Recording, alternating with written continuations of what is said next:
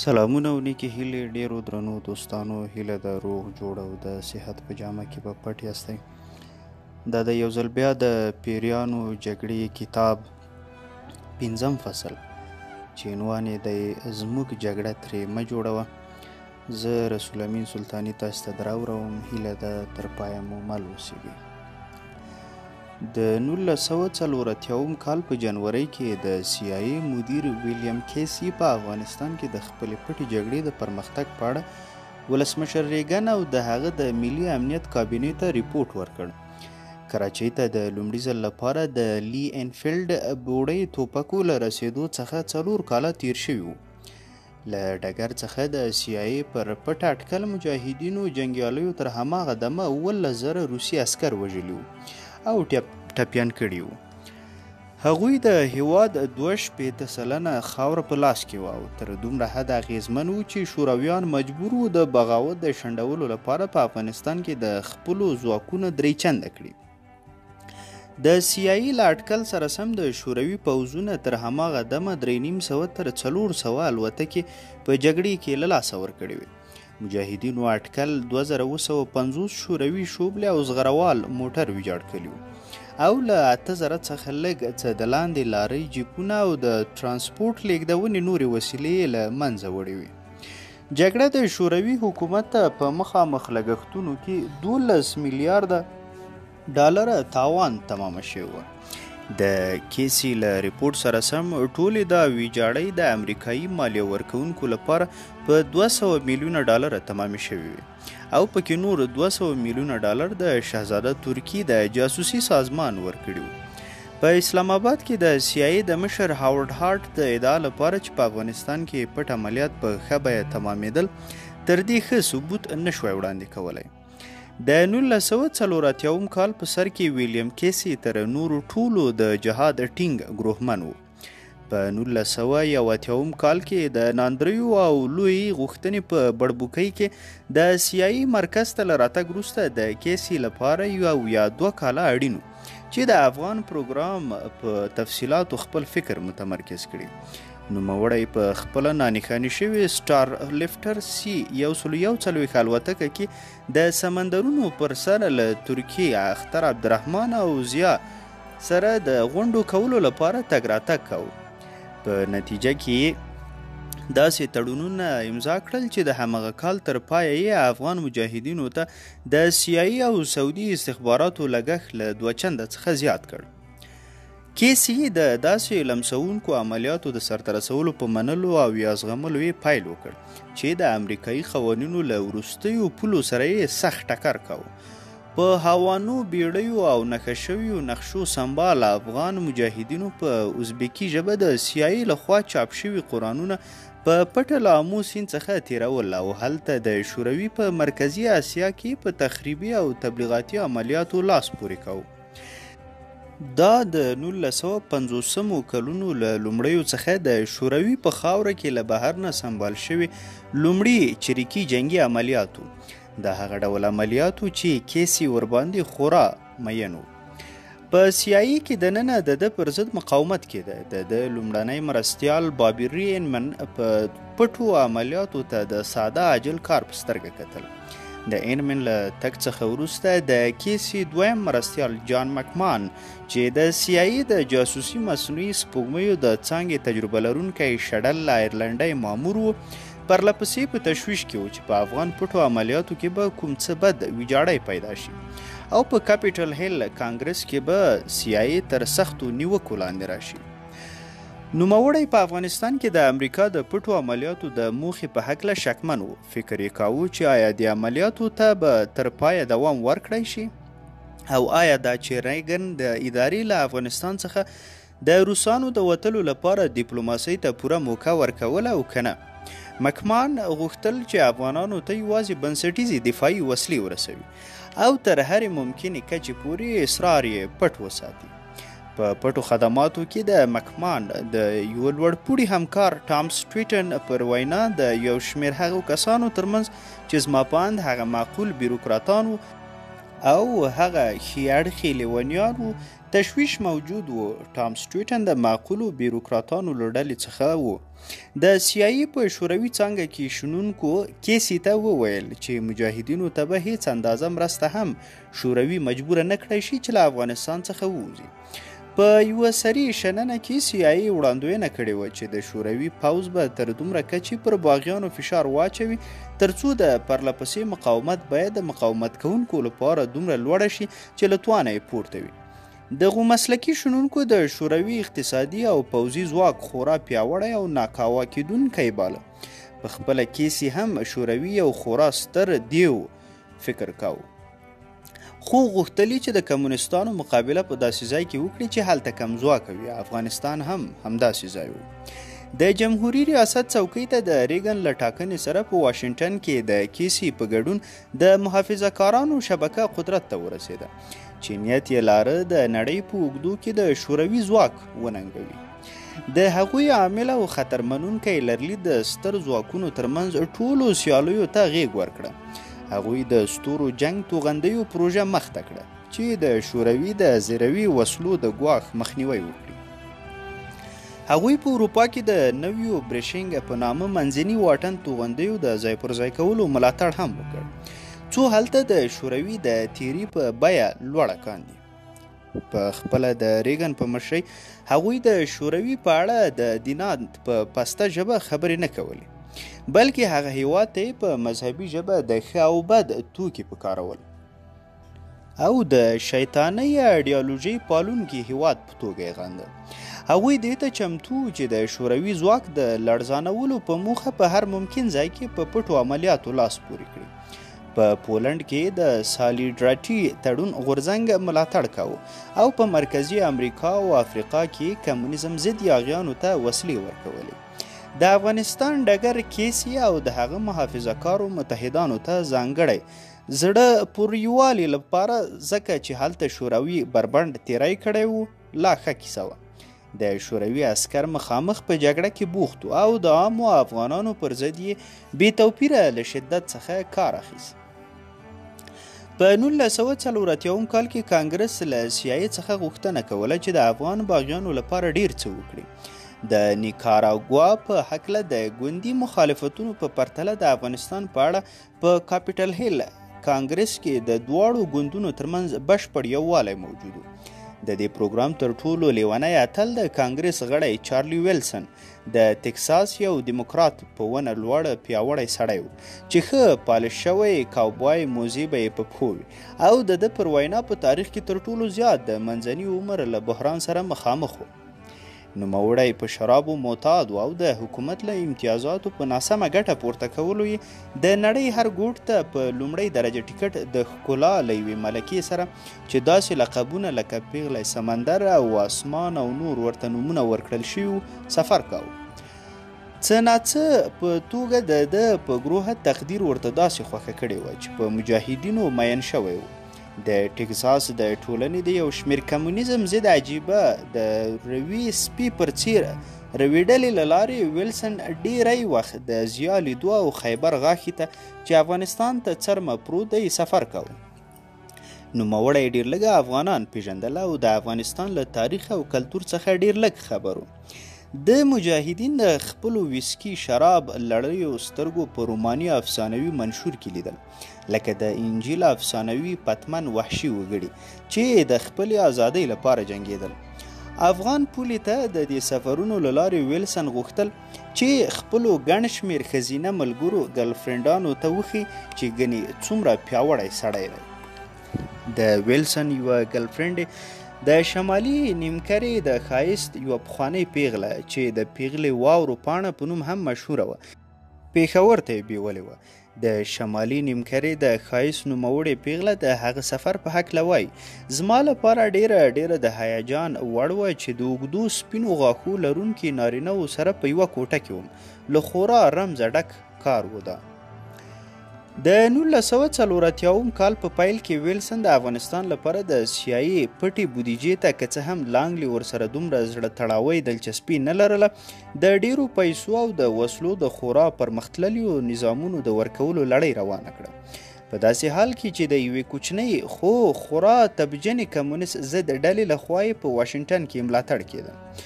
ویلسن دلیل وړاندې کاوه چې له جهاد سره د سیاسي زړه چلند کوي چې مکمان یې ممثل و. د شوروي پر ضد تر وروستي افغان د جګړې معنا لرله. سیاسي یوازې دومره وسلې وراستولې چې په جګړه کې د ګڼ شمېر زړورو افغان باغیانو د وژلو لپاره کافي وي، خو د جګړې د ګټلو لپاره کافي نه وي.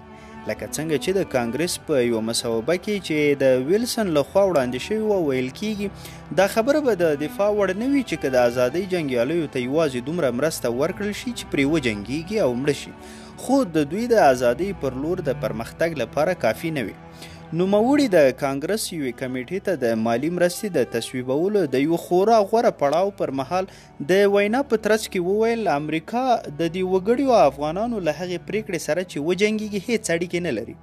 هغوی د عیسوي اختر په ماښام هغه وخت چې روسانو پر افغانستان یرغل وکړ دا پریکړه کړې او اراده لري چې حتی په کاڼو هم وي تر وروستۍ وګړي پورې وجنګیږي، خو تاریخ به موږ محکوم کړي که یې پرېږدو چې په کاڼو وجنګیږي.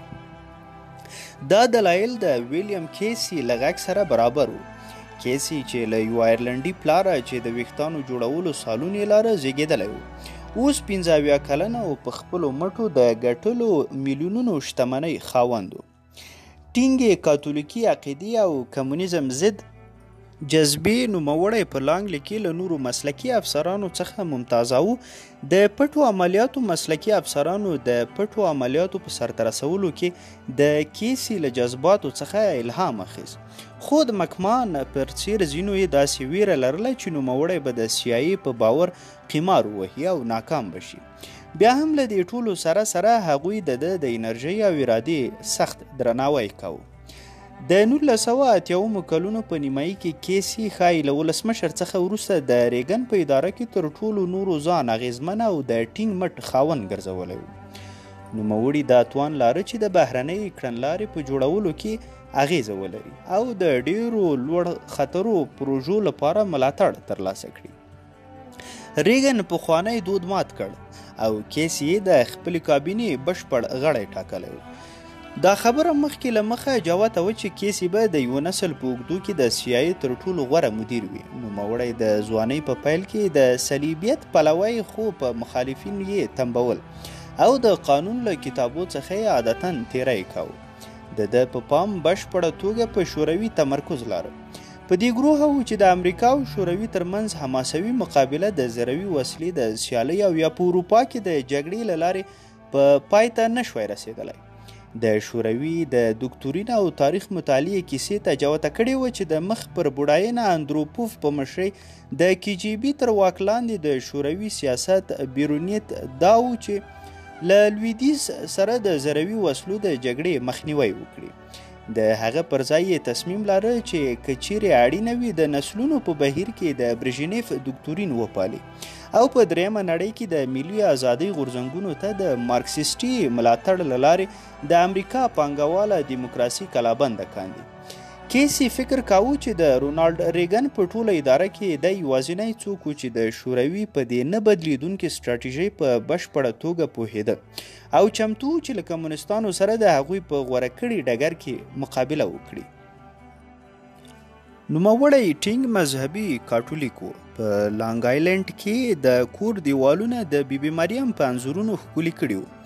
هر ورځ کلیسا ته او که چا به ورڅخه سلا غوښتله نو د عیسویت لارښوونه به یې ورته کوله. کله چې په CIA کې وټاکل شو د کاتولیک کلیسا له لارې ټولې کړې پیسې په پټه کله کله د امریکا له قوانینو څخه په تیري په پولنډ او مرکزي امریکا کې کمونیست ضد ځواکونو ته ورستولې. د ټینګه عقیده لرله چې د کاتولیکي کلیسا د امکاناتو او ځواک د پراخولو له لارې کولی شوی چې د کمونیزم پرمختګ ودروي او حتی په شا یې وتمبوي. که څه هم کیسی له ریګن سره د کمونیزم ماتولو د عیسویت د معنوي ماموریت درول په اړه هم فکر و، خو نوموړی د ولسمشر په پرتله په جوته ډیر احتیاط کاوه. د دویمې نړیوالې جګړې پر مهال یې د دښمن د لیکو شاته خپل جاسوسان استول او د قوانینو په سړه فضا کې ډېرې مزورانه معاملې کړې وې. په لانګلي کې شاوخوا د هنري کیسنجر واقعي سیاست پالندویان راټول شوي وو. کیسې د وسلو یو خورا احساساتي قاچاقي او په ژوره توګه صادق کاتولیکي مذهب و. په دې کار کې د کوم تضاد نه لیده. د لویو ښېګڼو په لار کې په قوانینو سترګې هم پټولې. څرګندېدله چې د کیسې مذهبیت نوموړی په افغان جهاد کې د ده له انډیوالانو سره نږدې تاړه. ډیرو مسلمانانو په خپل عقیدوي جوړښت کې د عیسویت نښې نښانې لیدې او د هغه ځینې متنونه یې د خدای کلام بلل. په پاکستان کې کاتولیک ښوونځي هم وو او جنرال ضیاء الحق په زړه نازړه د هغه هیواد د عیسویانو لږکیو ټولنه زغمله. د سعودي عربستان وهابیان دومره ډاډه نه وو. یو ځل سعودي عربستان ته له شهزاده ترکي الفیصل سره د غونډې لپاره د یو سفر پر مهال کیسي په هغه هیواد کې د خپلې اډې له مشر څخه وغوښتل چې د حضرت عیسی علیه السلام د بیرته راڅرګندېدو د اختر موقع ده دی دې ولمانځي لپاره د ده لپاره دې کلیسا ومومي. د اډې مشر هڅه وکړه چې له دې خبرې واړوي ځکه چې په رسمي توګه د عیسویت پالل په هغه هیواد کې سخت منع و.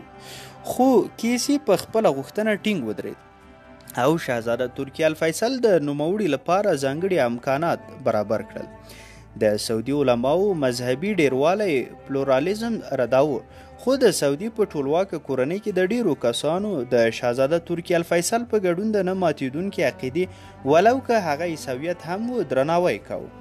کیسي ځان ته د سعودي عربستان د استخباراتو په راښکلو بریالی شو او د شاه فهد له اجازې سره سم یې په پټه ومنله چې په مرکزي امریکا کې د کیسي د خورا خطرناکو کمونیست ضد ماجراو مالی مرسته وکړي. له هر یو بل امریکایي څخه زیات کیسي و چې د سیاسي سعودي استخباراتو او جنرال ضیاء د پوځ ترمنځ اتحاد منځته راوست. د مسلمانانو متحدینو په څیر کیسي افغان جهاد ته د یوازې سیاستوالۍ په سترګه نه کتل بلکې د ټولې نړۍ په اوږدو کې د کمونیستي الحاد او ګروهمنو خدایي ټولنو ترمنځ د مبارزې یوه خورا غوره جبهه یې بلله. په پرل هاربر د نازي آلمان له برید څخه 5 میاشتې دمخه د 1941 کال د جولای په 12 نیټه ولسمشر فرانکلین روزولټ د اطلاعاتو د انسجام اداره جوړه کړه. دا د امریکا د ملکي څارګرې لومړی خپلواکه اداره وه چې د بهرنیو ګواښونو څار یې کاوه. د هغې لومړی مدیر یې ویلیام جوزف ډینوان وټاکه چې د نیویارک یو شتمن آیرلنډی کاتولیک قانونپوه. ډینوان په اروپا کې د روزولټ لپاره د حقایقو د موندلو 2 ځانګړې ادارې چلولې او له ولسمشر څخه یې غوښتنه کړې وه چې د پوځي څارګرې یا FBI سربیره یوه بله څارګرې اداره هم جوړه کاندي.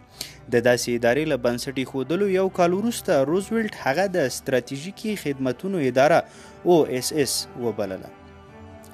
د 1943 کال په سپټمبر کې کیسي چې د سمندري ځواکونو بریدمن و د رارسیدونکو بیړیو د بارچالانۍ تنظیمونکی و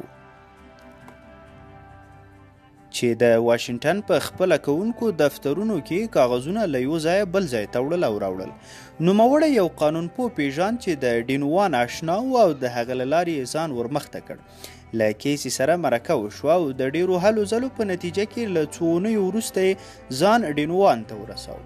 ډینوان پیاوړی شین سترګی سورمخی سړی و چې د نویو نظریاتو لپاره یې ژوره اشتها لرله. ډینوان چې له سیالانو سره یې په جګړه کې ویره نه پیژنده او د ځان لپاره د حکومتي امپراتورۍ د جوړولو لپاره په هیڅ خنډ خبر نه و د روزولټ ځانګړی ملاتړ له لاسه ورکړ. د خپل کمزواکه جاسوسي ادارې لپاره داسې کسان لکه ډوپانټ، مورګن، میلن او د واشنګټن د ورځپاڼې د یو لیکوال په وینا پخوانی پولو لوبغاړی، میلیونران، روسي شاهزادګان، د ټولنې قماربازان او شړل شوي څارګران یې استخدام کړي وو. په داسې حال کې چې په شمالي افریقا او آرام سمندرګي کې جګړه په شدت روانه وه، په OSS کې د کارکوونکو شمیر 15,000 تنو ته رسېدلی و. کیسي ته په مرکزي اداره کې دنده وسپارل شوه. دی د هغه ژوند او مقدارات بدل کړل. دی وایي چې زه د لانګلینډ یو هلک وم. د ډینوان په څیر له یو پیاوړي کس سره مې د مخه هیڅ ځانګړی تماس نه لره هغه خورا پیاوړی سړی دی. ما لیدل چې څنګه یې کار کاوه او له یوې مودې وروسته وپوهېدم د دې لپاره وخت نه و چې 6 میاشتې د یوې نظریې د شونتیا او ناشونتیا لپاره انتظار وایستل شي. سړی باید د هغې د ممکنه شونتیا په هیله قمار وهلی وای. کیسي لندن ته ولاړ. له ډي ډې له نازي آلمان نه د فرانسې د ژغورنې ورځ څخه 19 ورځې د مخه د نوموړي په وچه اوبو کې د چلیدو وړ یوه لارۍ په توګه د نارمنډۍ او ماها ساحل ته سفر وکړ. برټانویانو او او اس اس په اروپا کې له فعالیت څخه منع کړي وو. هغوی په ځانګړې توګه په الماني خاوره کې د جاسوسي فعالیتونو کول ناکام او د څارګرو د ژوندون ناړین ضایع کول بلل. په نارمنډۍ له یرغل څخه وروسته برطانویانو دې کار ته غاړه کېښوده. د 1944 کال په سپتمبر کې کیسي د آلمان پر ضد د او اس اس یو پروګرام تر سرلیک لاندې ډینوان ته یو سری تازه خط واستاو. نوموړي ولیکل چې آلمان ته هره ورځ په سلګونو زره بهرني کارګر روسان، پولنډیان، بلجیمیان او هالنډیان د ننه او بهر په اعتباري اسنادو آزاد تګ راتګ کوي. کېدای شي چې د هغو هیوادونو جلاوطن استخدام او له وړ او مناسبو وسلو سره به د کارګرو تر پردې لاندې د نازي لیکو شاته وګمارل شي. په ډسمبر کې ډنوان کیسي ته وویل چې زه سپین کارت بشپړ واک درکوم، ورځه آلمان ته مو ورسوه. په داسې حال کې چې د ایجنټانو په استخدام او روزنه یې پیل کړی و، کیسي په زړه نازړه دې پرېکړې ته ورسېد چې مجبور و له کمونیسټان سره کار وکړي. هغه یوازې داسې وګړي وو چې کافي کچه ګروهمن وو چې د دومره لویو خطرناکو دندو رسولو ته غاړه کېږدي. د کیسي په وینا ډینوان دته ورزده کړي وو چې بېغل و غشه کسانو ته نه ښایي د ښو ښېګڼو د غلیمانو په سترګه وکتل شي. له هټلر سره جګړې له ستر شیطان سره د جګړې معنا لرله او د نوموړي پر ضد به که اړینه وه هر څومره بېخونده کسان چې کولی شوای استخدام یې کړي. د 1945 کال د اپریل تر پایه پورې کیسي 58 دوه کسیزه ډلې آلمان ته د پراشوټ په توګه ښکته کړې وې. هغه به دا ډلې د انګلستان په سری ایالات کې له ناڅرګندو هوایي ډګرونو څخه د شپې له خوا استول، ځینې یې د الوتکو غورځېدو له کبله وژل شوي هم وو. یوه ډله یې په غلطۍ سره د آلمان د اس اس سرتیرو مخې ته چې په آزاده هوا کې د سینما فلم کوت ورښکته کړل، خو ګڼ شمېر نور یې ژوندي پاتې شول او د آلمان له ماتې څخه وروسته ښېرازه شول. په پای کې د یوې مخفي ارزونې په ترڅ کې کیسي وویل چې د ده ماموریت په سلو کې 80% بریالی و.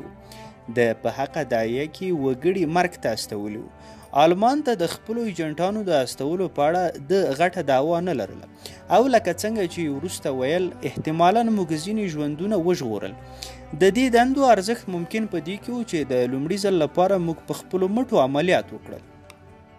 نوموړي زیاته کړه چې او اس اس ښایي له هغه نه یو کال د مخه په آلمان کې بریالي عملیات ترسره کړي وای. په داسې عملیاتو کې د بریټانیا له خوا بندیز له هغه مهاله څو کاله وروسته هم ځوراوه. څوک پوهیږي چې څومره ژوندونه به مو ژغورلي وای. له جګړې وروسته کیسي په نیویارک کې د مالیاتو د محاسبو او د څېړنو د یو څېړنیز خبرلیک د خپرولو له لارې ډېر شتمن شو. دی له جمهوري غوښتونکي سیاست سره په سطحي لوبه بوخت و او د ولسمشر نیکسن د یوې بلنې پر بنسټ د پولي تبادلې کمیسیون د اماناتو د مشر په توګه یوه دوره دنده ترسره کړه. په هغه ځای کې پټې معاملې وکړې، د خپلو پانګو په اړه یې توره تیاره جوړه کړې وه او په واشنګټن کې شهرت وموند. کله چې بوډا شو نو بیا د لوړې څوکۍ او برم شوق ورسره پیدا شو. نوموړی د ولسمشر ریګن د ټول ټاکنو د کمپاین د ناظم په حیث ویلی شو او په نیو هیمپشایر ایالت کې پر جورج ډبلیو بوش د 1980 کال د خورا نامتو بري د په لاس ته راوړلو کې برخه درلوده. په جیمی کارټر له بري وروسته نوموړی واشنګټن ته ولاړ او د ریګن د کابینې غړی شو.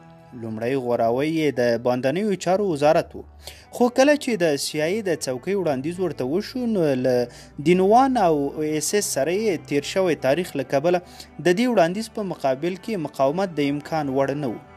د اراده لرله چې د شوروي امپراتورۍ پر ضد په هغه روحیه او له هغو لارو ودرېږي لکه د آلمان پر ضد چې درېدلی و.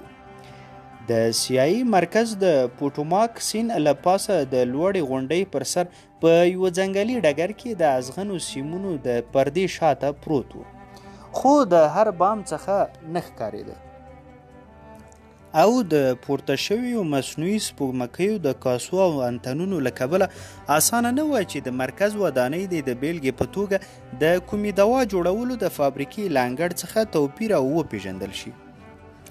د CIA د مدیر دفتر د انګړ مرکز ته نږدې کانکریټو او شیشې د یوې ساده ودانۍ په اووم پوړ کې د یوې کلیوالې کروندې په لور پرانیستی پروت و.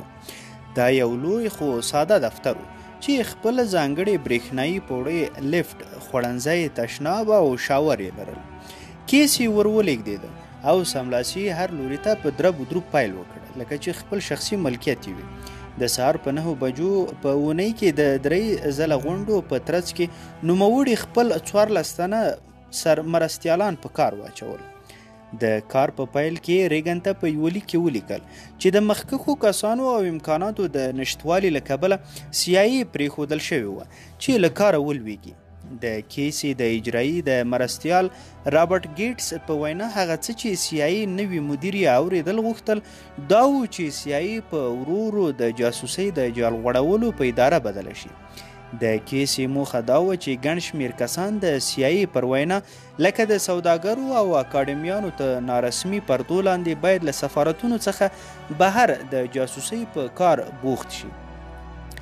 نوموړي غوښتل چې د دې لپاره په امریکا کې له کډوالو څخه زیات وګړي استخدام کاندي او داسې ایجنټان ومومي چې په بهرنیو ټولنو کې نفوذ کولی شي.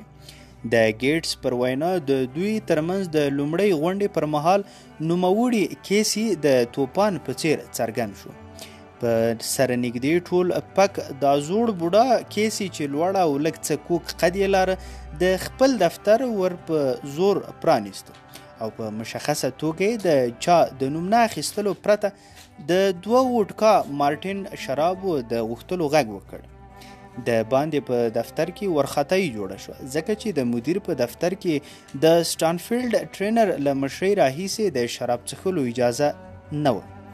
ګیټس وایي دا کیس و د به د یوه داسې شي د سملاسي اجرا کولو غوښتنه وکړه چې د سازمان په وس کې به نه و. خواته یې ناس تر ټولو نږدې کس ته به له دې پرته چې هغه کس ته له کومې مسلې سره تړاو لاره او که نه لارښوونه وکړه او حتی د دې لپاره به هم نه ځنډېده چې ځان ته معلومه کاندي چې د ده لارښوونه چا غوږ ته رسېدلې ده او که نه. په 1961 کال کې د شوروي مشر نیکیتا خروشچوف په نړیواله کچه د خپل پرمختګ لپاره پلان وړاندې کړی و. نیت یې لاره چې د ملي ازادۍ غوښتونکو چپي غورځنګونو ته د مرستې ورکولو له لارې دا کار وکړي او په خروشچوف یې د شوروي د مشرانو بل نسل هم دا دکتورین تایید کړی و. لکه څنګه چې اروپایي مشران د دې خبرې په پوهېدلو ناکام پاتې شوي وو چې په ماین کمپ کې د هټلر د لیکنې په معنا چې اراده یې لرله خپل ګاونډیان اشغال کړي نه و پوهېدلي. په هماغه ډول امریکا هم د شوروي لوی غوښتنې په معنا د نه پوهېدنې او هغې ته په ځواب ورکولو کې د ناکامۍ له کبله ځان له ګواښ سره مخامخ کړی و. د CIA رول اوس هم دا و چې د کیسې پر وینا داسې وښیو چې موږ هم همداسې لوبه کولی شو لکه څنګه چې د کمونیستي ویجاړونې او واکنیونې لپاره یو لرغونی فورمول موجود دی. په هماغه شکل د زورواکو حکومتونو له پښو غورځولو لپاره هم ثابتې شوې لارې چارې شته چې په 3مه نړۍ کې پلي شي. په افغانستان کې و چې نوموړي د کمونیست ضد چریکانو په جګړې سره د دې ثابتې شوو چارو په پلي کولو لاس پورې کړي لکه څنګه چې ریګن ته په یو پټ ریپورټ کې ویلي و. کیسې فکر کاوه چې له یو حکومت څخه د دفاع کولو په پرتله د یو حکومت له پښو غورځولو لپاره ډېرې کمې وسلې او کم کسان پکار دي. په یوه بله موقع نوموړي باټې ووهلې او ویې ویل د افغان ازادۍ جنګیالیانو د یو روس سرتیري او کاروان لپاره له لوی لارې کږېدل دومره خطرناک کړي دي لکه په 1940 کال کې د المانیانو لپاره چې په فرانسه کې له خطره ډکې وي.